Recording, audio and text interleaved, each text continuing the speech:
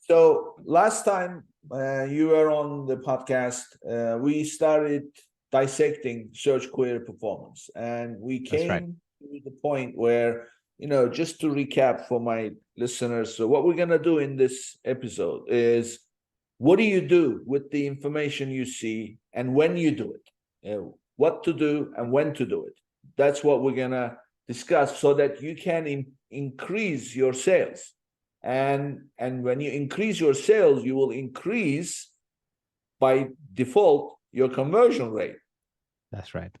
on the keywords that search query performance shows.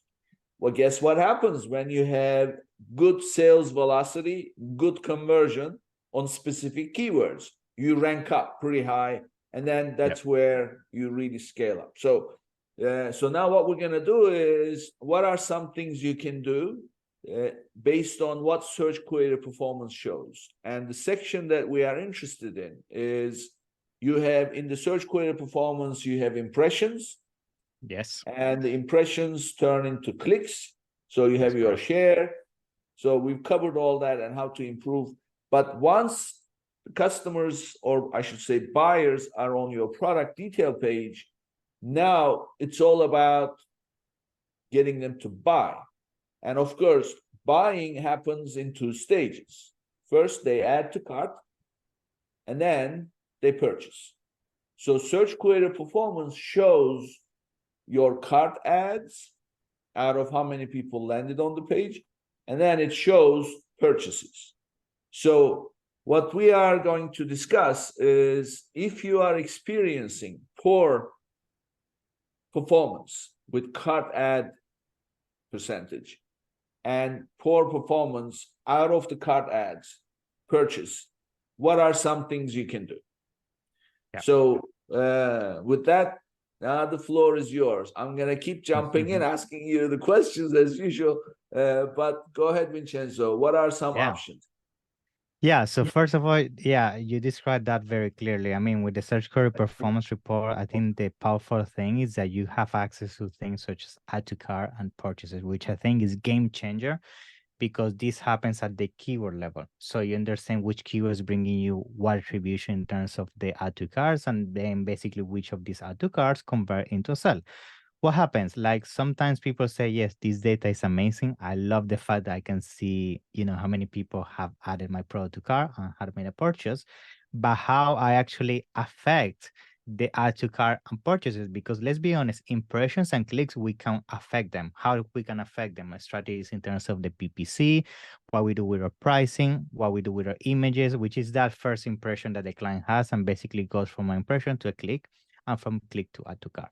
The issue happens is that once the product is on the cart, realistically, you don't have a lot of power in your hands anymore in terms of how you actually can allow them to go to the next stage, which is basically go from add to cart to then basically make a purchase.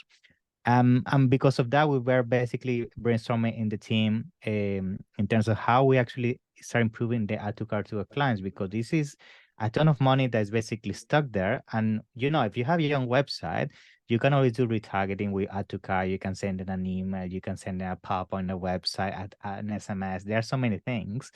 But Amazon, realistically, until a few months back, didn't give you the option to basically retarget those clients. Now Amazon launched a brand new program, which is called the brand tailored promotions. Okay. So for this one, first of all, that is very important that you understand this. To get access to the brand tailored promotions, you need to have a basically brand registry. Okay. That's the number one thing. You must have brand registry to get access to this. And pretty much it's in beta phase, right? So it's something that basically rolled out the last 2-3 months. It's very new. And I wouldn't be surprised, because that's has happened to some accounts. You're not going to see across all accounts, but in the States specifically, most of the accounts should have this straight away. And the way you get access to this, you're going to go to your Seller Central account. You're going to go to advertising. And then in advertising, just under promotions, you're going to find brand tailored promotions. Okay. So once you get into there, you're going to have the option to basically select among all your brands, because you can have more than more brands within your Seller Central account. And you're also going to find that you have multiple ways to engage with your customer, because of course Amazon has realized that when it comes to retargeting, it's not only about add to cart, right? It's also about people that maybe follow you, people that is a repeated customer, people have seen your products. Basically, they want to give you as much control as possible within your data in terms of what is happening on your product details pages, because they have identified, and you know this, Nick, some of the things that people always complain about when it comes to Amazon is that you don't have control on the customer journey in some instances. Not like your website that you can be very clever with retargeting and all of that. Amazon's in some instances is a black box, right? And that's where basically they wanted to bring this to the table. And this is actually something that was also briefly touched on in Amazon Accelerator when I was in Seattle, in terms of things that also come in terms of offering more flexibility when it comes to